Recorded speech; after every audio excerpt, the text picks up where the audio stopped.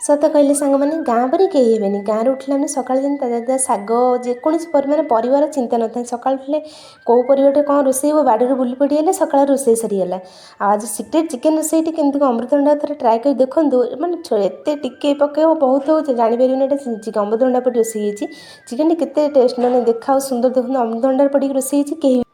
Hello hi नमस्कार जय Jagannath Anusmita Odia blog आउ गोटे ब्लॉग आपको ढेर सारा स्वागत सत कहले सांग मैंने गाँ पर मोर कहीं हेनी गाँ गाँ और सहर सहर गाँ भाई सुंदर और निर्मल परिवेश था कौन सहर चाकचक भितर पाइबे सका उठले परिवार चिंता न था मैंने केमती रोसे हे कौन कौन कि परिवार किसी बजार किसी परिवार किणिकी आनिले आम रोसे करवा सेमती न था बाड़ी किसी बुली बुड़ी पड़े आसले सका रोसे होगला आपुणी बिना सार मसलार परिवा गुड़िक ताजा ताजा शाग आउ जे पुणी नाउ हो कि कखारू हो कि जेकोसी बाड़ी किसी लेंबू हो जमी टभा लेंबू गोटे गोटे लेंबू गोटे छाड़ी छिंडे किसी नहीं पलि आसले किसी कंचा लंका लुण चकड़ी तेल टे पकईले आम कंचे पखाड़ पलैज आ सका उठी चिन्ह के सुंदर मानने परिवेशटी थाए गाँव में जमी ना गाड़ी घोड़ा शब्द थाए ना मन दुख कर बसी कई जन आज तोर कौन हो कि आज कौन रोसे आज कौन तुम घर कौन हो कि एमती सब दुख सुख पचारे ना ये किए निज कथा पचार समय नहीं आने मानक दुख कथा छाड़ एमती से गाँव में रही केते सारा फायदा थाए सतरे गाँ को जी बाहर रोथ ना झुरी होता गाँ को मन कथार नहीं छोट मोर गाँटी भूगोल पथी पत्थर पछे न था तार नाटी ये पदटी कहीं कही जमी गाँव में जिते दूर जी रोले गाँ को समस्ते झुरी होती गाँ तो गाँ ना परिवार चिंता न थाए ना मन दुख कर बसी चिंता न थाए ना बजार हाट बुलीगले भी चिंता न थाए जोटी गोटे सांगसाथी जी मिली बसीगले गप खटी चलला आज गोटे सिक्रेट चिकेन रोसे कर घरे थिला बेले घरे आम जॉइंट फैमिली तो समस्त रोसे कला प्रेसर कुकर रोसे कला तो एत सारा रोसे होनी एत चिकेन सफ्ट केमती होता अमृतभंडा पड़ी रोसे हो मुझे जान नी पो कहटा छोट अमृतभंडा एत सारा रोसे चिकेन रोसे कला जल्दी तो प्रेसर कुकर हेन ना अमृतभंडा पड़ी रोसे करदे मैंने एत सफ्ट आ नरम हो जाए बड़ लोक हो कि छोट पिला हो ने दांत लगे न था जापर प्रेसर कुकर कि मैंने सतरे एमती रोसे बोली एत मानने टेस्ट लगे से चिकेन टी जापर अमृतभंडा पड़ी रोसे प्राय लोक अमृतभंडा खाइले नाक टिके ए अमृतभंडा पड़ी खाइबेनी एटा केमती कौन लगे यार टेस्ट स्मेल आप जापर पड़ी अमृतभंडा बोली नाक टेकिए हाँ अमृतभंडा पड़ी मत खाइबेनी यार स्मेल केमती कौन हम पूरा तरकारीटा नष्ट करदे अमृतभंडा पड़ी सेमती किसी ना बहुत दिन खाई एमती बस भावुली केमती चिकेन रोसेटा करी भाविली अमृतभंडाटा पकई रोसे थे करी भल लगुला आज थे ट्राए कर देखे मन ना केमती कौन हुए तार सेमती भाव अनुमान कर तरकारीटा बनई मैंने बेसी अमृतभंडा ना छोट पीस अमृतभंडा गोटे ने तारे मसला जमी आम अदा पियाज रसुण जमी बाटे से ग्राइंडिंग करके मसला यूज करेंगे आ पूरा सिक्रेटली आपने जापर ये अमृतभंडा पड़ी आते सफ्ट आते टेस्ट लगे जोटा मैंने जानी जो बहुत लोग जॉइंट फैमिली रोचन से प्रेसर कुकर रोसे करहबनी ना से कौन करेंगे जो बड़ बड़ हंडारे बसे जो अमृतभंडार आम तो ग्राइंडिंग कर गोटे गोटे पीस करके पकईदेवे से तरकारी देहरे छोट छोट खंड करमी आलू खंड पड़े से भाया खंड कर पकईदेले सी भी सीझी जाए आउे तो एत मटन रोसे प्राय सेमती हुए मटन जो रोसे करती पूरा सफ्ट सफ्ट सीझीज मटन गुड़ाक जमी प्रेसर कुकर तो एत सारा रोसे हे ना कि सब भिनेगार हो कि अलग कौन केमिकल मिस रोसे कर सफ्ट हो जाए कि यहाँ माने बहुत पुराणा कालिया जिनसटी जो यूज कर आग काले जमी यूज करते जिते बेसी तेल मसला नाला कि माने ताथे किसी आड़सुट किसी जिनस यूज नाला से आम चिकेन रोसे होता आ मसलाटी थी किसी जीरा नहीं गोटा जीरा ताथे किसी पियाज बसला बाटिया लगी ताथे छोट छोट पीस काटी अमृतभंडा टे पकई दी अमृतभंडा ताथे किसी जो कटा पियाज आ रसुण आ अदा एगुड़ा सब थी मोर मसलार आमती किसी बेसी मसला नाला यूज करने अल्प किसी अल्प अल्प मसला यूज करी बेसी हार्ड किसी यूज नाला मसला आपड़ ये केमती अमृतभंडा पड़ी केमती कौन तार स्मेल हम खाई हम कि नहीं नाई आप ट्राए कर देखते एत टेस्ट लगे आप कल्पना बाहर से एमती सब चिकेन रोसेटी होता चिकेन प्रायतः विभिन्न प्रकार मो स्टाइल चिकेन रोसे कै जानी यहाँ एमती थर रोसे कर भल लगे कि नहीं बहुत बहुत अलग अलग प्रकार मसला यूज करी चिकेन रोषेईटा करे। ଏଇଟା ଏଇଭଳିଆ ଏଥର ଚିକେନଟା ଟ୍ରାଏ କରି କେମିତି କ'ଣ ଲାଗୁଛି। ଏଇଟା ପୁରା ସିକ୍ରେଟଲି ମସଲାଟି ହେଇଗଲା ଆମ ଚିକେନ ରୋଷେଇରେ। ଆପଣ ଥରେ ଟ୍ରାଏ କରି ଦେଖନ୍ତୁ, ଜାଣିପାରିବେନି ଏଇଟା ହେଇଛି ବୋଲି, ମାନେ ଅମୃତଭଣ୍ଡା ପରିକି ରୋଷେଇ ହେଇଛି ବୋଲି। ତାର ଯଦି ଦେଖନ୍ତୁ, ଥରେ ଟ୍ରାଏ କରିକି ଦେଖନ୍ତୁ, ଏଇଟା ଅମୃତଭଣ୍ଡା ପଡ଼ିକି ରୋଷେଇ ହେଇଛି ବୋଲି ଜାଣି ହେବନି ଏଇଟା ଏତେ ଟେଷ୍ଟ ଲାଗିବ। ଆଉ ସବୁବେଳେ ଚିକେନ ରୋଷେଇ କଲାବେଳେ ତାଥିରେ ଏଇ ଯେଉଁ ତେଲ ଆଉ ସୋରିଷ ତେଲ 2-3 ଚାମଚ ଖଣ୍ଡେ, ଲୁଣ ହଳଦୀ ତାକୁ ସବୁବେଳେ ମ୍ୟାରିନେଟ୍ କରିକି ରଖିଦେଇଥିବେ ସେ ଚିକେନ ଦେହରେ, ଯାହାଦ୍ୱାରା ଚିକେନଟା ବି ଲୁଣ ଟିକେ ବହୁତ ଭିଜିଯିବ ଆଉ ଆମ ଚିକେନ ରୋଷେଇଟି ବି ହେଇଯିବ। ଆଉ ସେଥିରେ ଏମିତି କରିକି ମୁଁ ସବୁବେଳେ ଚିକେନ ରୋଷେଇ କରେ। କେବଳ ଏକ୍ସଟ୍ରା ଥିଲା ଏଥିରେ ଅମୃତଭଣ୍ଡା କିଛି ଆଡ଼୍ କରିଥିଲି। ଆଉ ଏଥର ତେଲଟି ବି ଗରମ ହେଇଗଲା, ସେପଟେ ପାଣି ବସି ଚିକେନ ଲାଗି। ଆଉ ସବୁବେଳେ ରୋଷେଇ କଲାବେଳେ ତେଲଟାକୁ ବହୁତ ହିଟ୍ କରିକି, ମାନେ ଗରମ କରିକି ରୋଷେଇ କରିବେ, ଯାହାଦ୍ୱାରା କିଛି ସ୍ମେଲ୍ ହେବନି ତରକାରୀରେ ତେଲିଆ ତେଲିଆ ସ୍ମେଲ୍ କ'ଣ। ଡାଲି ଛୁଙ୍କ ହେଉ କି ଯେକୌଣସି ତେଲ ରୋଷେଇ ହେଉ, ଏଇଭଳିଆ ରୋଷେଇ କରିବେ, ଜାଣିପାରିବେନି ଏଥିରେ ପଡ଼ିଛି, ମାନେ କିଛି ସ୍ମେଲ୍ ହେବନି ତା'ର ତେଲର। ତେଲଟି ଅଳ୍ପ ଗରମ ହେଇଗଲା ପରେ ତାଥିରେ କିଛି ଆଳୁଟାକୁ ଭାଜି ଦେଇଥିଲି। ଆଳୁଟା ଅଳ୍ପ ଭାଜିକି ତାକୁ କାଟିଦେଇ ସାରିଲା ପରେ ତାଥିରେ କିଛି ଗୋଟା ଗରମ ମସଲା ହେଉ ଯାହା ସବୁ ଯେମିତି ୟୁଜ୍ କରିକି ମସଲାଟି ଚିକେନ ମସଲାଟି ରୋଷେଇ କରିଥିଲି। ଆଉ ଯେତେବେଳେ ଘରେ ଏମିତି ସବୁ ରୋଷେଇ ହୁଏ, ଯେତେବେଳେ ଦେଖିକି ଖାଇଥିଲି, ସେତେବେଳେ ଜାଣିପାରିନଥିଲି ଏଥିରେ ହେଉଛି ବୋଲିକିରି, ମାନେ ଅମୃତଭଣ୍ଡା ପଡ଼ିକି ରୋଷେଇ ହେଇଛି। ଏଥିରେ ଏମିତି ଆଳୁଟାକୁ କାଢ଼ିଦେବେ ଭାଜିକିରି, ତାଥିରେ ସେଥିରେ ଯେତେବେଳେ ତେଲଟା ପୁରା ଭଲସେ ତାତି ଯାଇଛି, ତାଥିରେ କିଛି ଚିନି ପକାଇଦେବେ, କାରଣ ଅମୃତଭଣ୍ଡା ପକାଇଦେଲେ କିଛି ଖାରୁଆ ଲାଗିବ, କ'ଣ କରିବ, ସେଥିପାଇଁ ଚିନି ପକାଇ ଦେଇଥିଲି କିଛି। ଆଉ ଚିନିଟା ଟିକେ ଲାଲ ହିଁ ଆସିଲା ପରେ ତାଥିରେ କିଛି ଯେମିତି ଗୁଜୁରାତି ହେଉ କି ଯେଉଁ ଅଳେଇଚ ତେଜପତ୍ର ଏଇଟା ପକାଇଥିଲି। ଆଉ ବେଶୀ କିଛି ଗରମ ମସଲା ୟୁଜ୍ ନାହିଁ।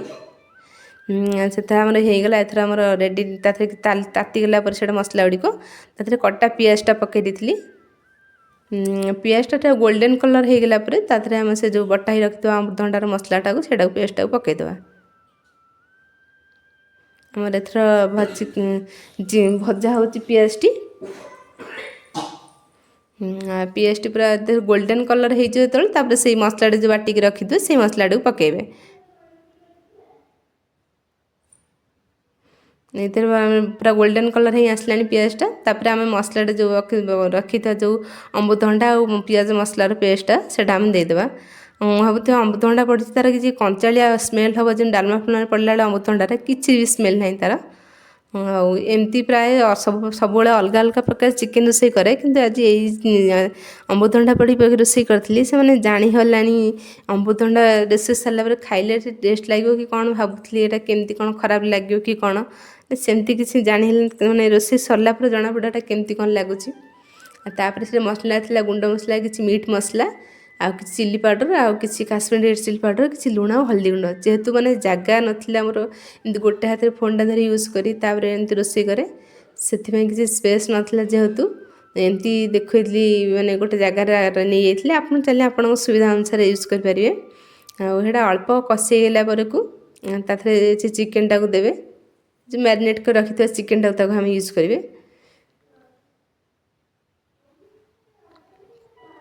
ଆଉ ଅଳ୍ପ କଷି ହେଇଗଲା ପରେ ତାଥିରେ ଯେଉଁ କୋଲା ରଖିଥିବା ଯେଉଁ ରସୁଣ କୋଲାଟି, ସେଥିରେ ଆମେ ଦେଇଦେବା।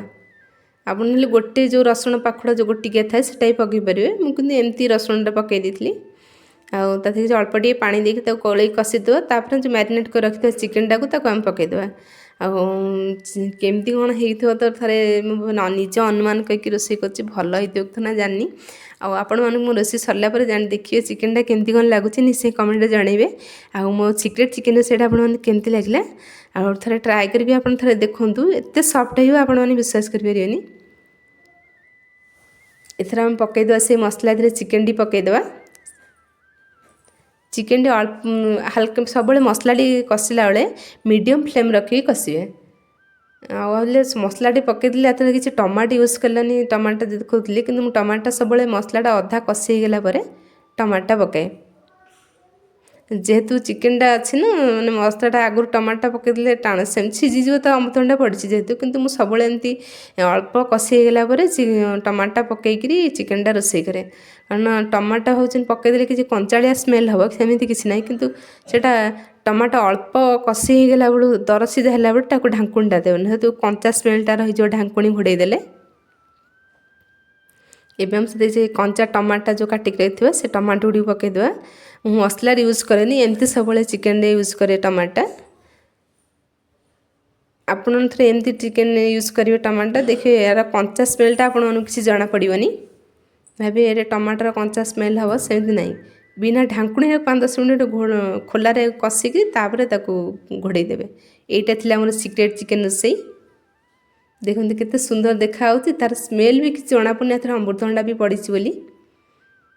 ଆଉ ତାতে ଅଳ୍ପ ଟିକେ ଗରମ ମସଲା ଆମେ ୟୁଜ୍ କରୁଛି। ଆପଣ ତାହେଲେ ପଛରେ ଗରମ ମସଲା ଆଉ ଧନିଆ ପତ୍ର ପକାଇବେ, କିନ୍ତୁ ମୁଁ ଏଇଟା ମଝିରେ ପକାଇଦିଏ ଯେହେତୁ ସ୍ମେଲ୍ଟା ଟିକେ ଭଲ ହେବା ଲାଗି ଚିକେନ୍ର।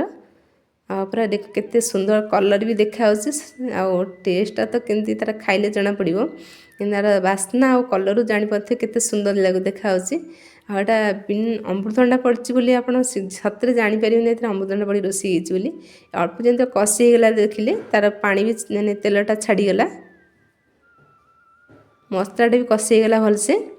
ତାପରେ ସେ ଯେଉଁ ଉଷୁମ ପାଣିଟା ଦେଇଦେବା, ପାଣିଟା ଦେଇକି ତାକୁ ଅଳ୍ପ ସମୟ ଫୁଟେଇଦେବା। ଆଉ ସବୁବେଳେ ଯେକୌଣସି ତରକାରୀ ହେଉ କି ଡାଲମା ହେଉ, ଯେକୌଣସି ଜିନିଷରେ ଆପଣ ଗରମ ପାଣିଟା ଦେଲା ନା ତରକାରୀଟା ଟେଷ୍ଟଟା ବହୁତ ଭଲ ଲାଗିଥାଏ ଆଉ ପାଣିଚିଆ ବି ଲାଗିନଥାଏ। ଏବେ ଆମର ତରକାରୀଟା ବି ସିଝୁଛି, ତାଥିରେ କିଛି ମାଛ ତରକାରୀ ହେଉ ଚିକେନ୍ ହେଉ, ତାଥିରେ କିଛି ଗୋଟେ ଖଟାଳିଆ ପାଗଟା କିଛି ଆମର ଦରକାର, ଯାହାଦ୍ୱାରା ଖାଇବାଟା ପୁରା ଟେଷ୍ଟଟା ପୁରା ଦ୍ୱିଗୁଣ ହୋଇଯାଇଥାଏ। ସେଥିପାଇଁ ବାଡ଼ିରୁ ଆସିଥିବା ଗୋଟେ କଇଁଥଟି ଥିଲା, ସେ କଇଁଥ ଚଟଣି କରିବା। ଆଉ କଇଁଥ ଚଟଣିଟା ପ୍ରାୟ ସମସ୍ତେ ଜାଣିଥିବେ କେମିତି ହୁଏ। ସେମିତି କଇଁଥ ଚଟଣିଟା ଏମିତି ବନେଇବା ଭିତରେ ଆଉ ତାର ଚିକେନ୍ଟା ବି ସିଝୁଛି। ଆଉ ସତରେ ଗାଁରୁ ଯେକୌଣସି ଜିନିଷ ଗୋଟେ ଗଛରୁ ଛିଣ୍ଡେଇକି ଆଣିକି ତାର ଖାଇବାଟା ତା ଟେଷ୍ଟଟା ହିଁ ଅଲଗା ପ୍ରକାର ଥାଏ। ଆଉ ସତରେ କାହିଁ କହିଛି ଗାଁ ଗାଁ ଆଉ ସହର ସହର, ଯେଉଁଠି ଯିଏ ରହିଲେ ବି ଗାଁ କଥା ଭାରି ମନେ ପଡ଼େ ସମସ୍ତଙ୍କର ହେଇଥିବ ନା। କାରଣ ଗାଁରୁ ବୁଲି ପଡ଼ି ଆସିବ, ବାଡ଼ିରୁ ଟିକେ ବୁଲି ଟିକେ ଆମ୍ବ ଗୋଟେ ଛିଣ୍ଡେଇ ନେଇ ଆସିଲେ, ପଖାଳ ଭାତ ଗୋଟେ ଚକଡ଼ିଲେ ତା ଟେଷ୍ଟ, କି ଗୋଟେ କମଳା ଗୋଟେ ନେଇ ଆସିଲେ ତାର ଖାଇବାଟା ଅଲଗା ପ୍ରକାର, କି ଶାଗ ଗୋଟେ ସଜନା ପତ୍ର ଗୋଟେ ବାଡ଼ିରୁ ଛିଣ୍ଡେଇ ନେଇ ଆସିଲେ ତାକୁ ଭାଜି ଦେଇ ଖାଇଦେବ, ତା ଟେଷ୍ଟ ବି କେତେ ଅଲଗା। ଆଉ ସେତେ ଯେଉଁଠି ଆଉ ବାହାରେ ରହିଲେ ବି ସମସ୍ତେ ମନେ ପଡ଼ୁଥିବ, ଯାଉଛି 2 ଦିନ ଛୁଟି କି 3 ଦିନ ଛୁଟି ବେଳେ ଯାଉଛି ଗାଁରେ ଟିକେ ବୁଲି ଆସେ। ଆଉ ଗାଁ କାହିଁ କହିଛି, ଗାଁରେ ରହିବାଟା ସହର ରହିବା କେତେ ଫରକ। କିନ୍ତୁ ଆଜିକାଲି ଲୋକମାନେ ଆଉ ଗାଁରେ ରହିବାକୁ କେହି ପସନ୍ଦ କରୁନାହାନ୍ତି। ଆଉ ସହରରେ ରୋଜଗାର ମାନେ ଚାକିରି ଯେତେ ବଢ଼ୁଛି, ଲୋକ ସଂଖ୍ୟା ଯେତେ ବଢ଼ୁଛି, ଆଉ ଗାଁର ସଂଖ୍ୟା ଗୁଡ଼ା ସେତେ କମି କମି ଯାଉଛି। ଏବେ ଆଉ ଗାଁ ବି ସହର ଭଳିଆ ହେଇଗଲାଣି, ଆଉ ଗାଁ ଗାଁ ନାହିଁ। କିନ୍ତୁ ଯେଉଁଠି ଗାଁ ଗାଁ ଆଉ ସହର ସହର ସେମିତି କିଛି ନାହିଁ। କିନ୍ତୁ ଗାଁର ବାସ୍ନା ଆଉ ସହର ବାସ୍ନା ଭିତରେ ବହୁତ ଫରକ ଥାଏ। ଏଇଟା ସତ କଥା ନା କହିଲି ସାଙ୍ଗମାନେ? ଆପଣ ନିଶ୍ଚୟ କମେଣ୍ଟରେ ଜଣାଇବେ କାହାକୁ କେଉଁମାନଙ୍କୁ ଗାଁ ଭଲ ଲାଗେ ନା ସହର ଭଲ ଲାଗେ। କଇଁଥ ଚଟଣିଟା ମୋର ରେଡ଼ି ହେଇଗଲା, ଦେଖନ୍ତୁ କେତେ ସୁନ୍ଦର ଦେଖାଯାଉଛି। କଞ୍ଚା ଲଙ୍କାଟା ଚକଟି ଦେଲେ, ତା ଦେହରେ ତେଲ ପକାଇ ଦେଇ ତାର ଯେଉଁ ବାସ୍ନା ନା, ପଖାଳ ହେଉ କି ଚିକେନ୍ ହେଉ କି ମଟନ୍ ହେଉ, ତା ଆଗରେ ମାନେ ହାର ମାନିଯାଏ କଇଁଥ ଚଟଣି ଆଗରେ। ଆଉ ସମସ୍ତ ପାଟିରୁ ଲାଳ ବୋହିବନି ମୋ ଚଟଣିଟା ଦେଖିକି। ଏବେ ଆମର ରେଡ଼ି ହେଲା କଇଁଥ ଚଟଣି, ତା ସହିତ ବି ଗରମା ଗରମ ଭାତକୁ ଚିକେନ୍, ତା ସହିତ କଇଁଥ ଚଟଣି ପୁରା ଉଡ଼ିବ। ଆଉ ଚିକେନ୍ଟା ବି ସିଝି ଯାଇଥିବ ତା ଦେହରେ ଚଟଣି ହେବା ଭିତରେ। ଆଉ ଏଥର ଆମର ରେଡ଼ି ହେଇଗଲା, ଦେଖନ୍ତୁ କି ଚିକେନ୍ଟା କେମିତି ଦେଖାହେଉଛି, ଗ୍ରେଭିଟା ଆପଣଙ୍କୁ ଦେଖାଉଛି, ଆଉ ତା ଟେଷ୍ଟଟା କେମିତି କ'ଣ ଖାଇଲେ ଜଣାପଡ଼ିବ। ଆଉ ତରକାରୀଟା ଦେଖନ୍ତୁ, ତା ଫୁଟିର ମାନେ ତରକାରୀ ଯେଉଁ ଫୁଟଣାଟାରୁ ତରକାରୀଟା କେତେ ସୁନ୍ଦର ଦେଖାହେଉଛି ଦେଖନ୍ତୁ। ଆଉ ଜଣାପଡ଼ୁନି ଏଥିରେ କିଛି ପଡ଼ିଛି, ଅମୃତଭଣ୍ଡା ପଡ଼ି ରୋଷେଇ ହେଇଛି, କେତେ ଟମାଟୋ ପଡ଼ିନି ସେମିତି ନାହିଁ। କେତେ ଗ୍ରେଭି ସୁନ୍ଦର ଦେଖାଯାଉଛି। ଏଇଟା ଅଫ୍ କଲା ପରେ ଗ୍ୟାସ୍ ଦେଖନ୍ତୁ କେତେ ବଢ଼ିଆ ଦେଖାହେଉଛି, ଆଉ ସଫ୍ଟଲି ପୁରା ସିଝିଯାଇଛି। ଆଉ ମାନେ ଖାଇଲେ ଦେଖାଉ ତ ଗ୍ରେଭି ତ ବହୁତ ଭଲ, ଖାଇଲେ ଜଣାପଡ଼ିବ କେମିତି ହେଇଛି। ମୋର ରେଡ଼ି ହେଇଗଲା ଏଥର ଚିକେନ୍ ତରକାରୀଟି ସିକ୍ରେଟଲି, ତା ସହିତ ଭାତ, ସେ କଇଁଥ ଚଟଣିଟି। ଆଉ ଆସନ୍ତୁ ଦେଖେ ଖାଇବା କେମିତି କ'ଣ ଲାଗୁଛି। ମୁଁ ସବୁବେଳେ ଖାଇଲା ବେଳେ ପୁଅ ସାଙ୍ଗରେ ବସେ, ନା ହାତରେ ସେ ଖାଇପାରେନି। ହେଲେ ଆଗେ ମାମା ଖାଇ ଦେଖେ କେମିତି କ'ଣ ଲାଗୁଛି, ମାମା ଆଗେ ଖାଇଦେଲା ମୋତେ ଦେଲାନି। ଏ ଭାବିକି ମୁଁ ଆଗେ ଟେଷ୍ଟ କଲି ନା ସେଟାକୁ, ଏଇଟା କେମିତି କ'ଣ ଲାଗୁଛି ବୋଲି ଟେଷ୍ଟ କଲି, ହେଲେ ମାମା ଖାଇଦେଲା ମୋତେ ଦେଲାନି। ନାଇଁ ତାପରେ ତାକୁ ଟିକେ ଦେଇଥିଲି, ନେ ଖା କେମିତି କ'ଣ ଲାଗୁଛି ଥରେ ଟେଷ୍ଟ କର। ମାନେ ଛୋଟ ପିଲାମାନେ ତ ଆଶା ଥାଏ, ମାନେ ଯେକୌଣସି ଆଇଁଷ ଜିନିଷ ହେଲା ମାନେ ବସି ପଡ଼ିବେ ପାଖରେ, ବା ଅଲଗା ଜିନିଷ ଖାଆନ୍ତୁ ନ ଖାଆନ୍ତୁ, କିନ୍ତୁ ଚିକେନ୍ ହେଉ କି ମଟନ୍ ହେଉ ଯାହା ଗୋଟେ ଖାଇଲା ବେଳେ ତାଙ୍କର ମାନେ ପାଟିରୁ ଆସିବ ମାନେ କ'ଣ ଗୋଟେ ଖାଉଛନ୍ତି ମୁଁ ଖାଇବି। ଆଉ ସତରେ ଚିକେନ୍ ରୋଷେଇଟା ଏତେ ଟେଷ୍ଟ ହେଇଥିଲା ମାନେ ଆପଣମାନେ ବିଶ୍ୱାସ କରିବେନି, ବହୁତ ବଢ଼ିଆ ଲାଗୁଥିଲା ଖାଇବାଟି। ଆଉ ଆପଣମାନେ ଥରେ ଟ୍ରାଏ କରି ଜିନିଷଟା କାହାକୁ ଦିଅନ୍ତୁ, ବହୁତ ଭଲ ଲାଗିବ, ଜାଣିପାରିବେନି ଯେ ଅମୃତଭଣ୍ଡା ପଡ଼ି ରୋଷେଇ ହେଇଛି। ଆଉ ମୋ ଭିଡ଼ିଓଟି କେଉଁମାନଙ୍କୁ ଭଲ ଲାଗୁଥିବ ନିଶ୍ଚୟ କମେଣ୍ଟରେ ଜଣାଇବେ। ଆଉ ଗାଁ କେଉଁମାନଙ୍କୁ ଭଲ ଲାଗେ, ସହର କେଉଁମାନଙ୍କୁ ଭଲ ଲାଗେ ତାହା ବି ଜଣାଇବେ। ଆଉ ଅମୃତଭଣ୍ଡା ପଡ଼ି ରୋଷେଇ କରନ୍ତୁ ଥରେ, ଚିକେନ୍ କି ମଟନ୍ ହେଉ, ଦେଖିବା ଟେଷ୍ଟଟା ଜାଣିପାରିବେ ଏତେ ବଢ଼ିଆ ଲାଗିବ। ରହୁଛି, ଟାଟା ବାଏ।